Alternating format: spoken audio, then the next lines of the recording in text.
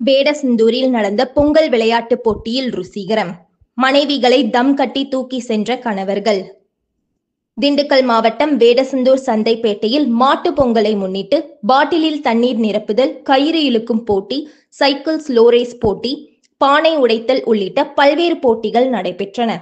இதில் கணவர்கள் தங்கள் மனைவிகளை தூக்கியபடி நடந்து செல்லும் வினோத போட்டி நடைபெற்றது. அதில் கணவன் தனது மனைவியை தூக்கி கொண்டு கீழே இறக்கிவிடாமல் எல்லை கோட்டை தொட்டு தொட்டு வருவதுதான் போட்டியாகும். யார் தனது மனைவியை கடைசி வரை கீழே இறக்கிவிடாமல் தூக்கி கொண்டு நடந்தவாறு உள்ளாரோ அவர் வெற்றி பெற்றவராக அறிவிக்கப்படுவார். இந்த போட்டியில் மதன்குமார் கங்கா, பூபதிராஜா குங்குமம், பரத் தீபிகா, ராஜேஷ்குமார் தீபா, ராஜசேகர் மனிஷா, அஜித் ரேவதி, ரஞ்சித் வினிதா உள்ளிட்ட 7 தம்பதியினர் பங்கேற்றனர்.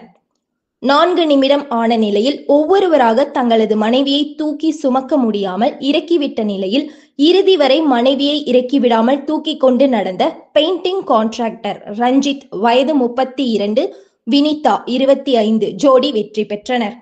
வெற்றி பெற்ற ஜோடியை கூடி நின்ற அனைவரும் கைத்தட்டி கரகோஷம் எழுப்பி பாராட்டினர்.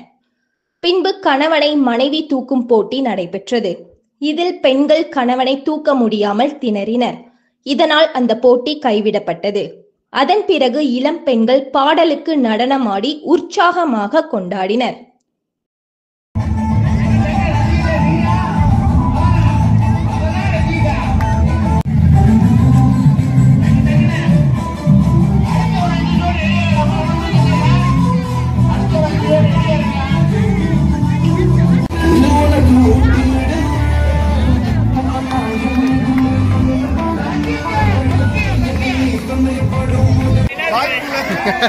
வாய்ப்புள்ள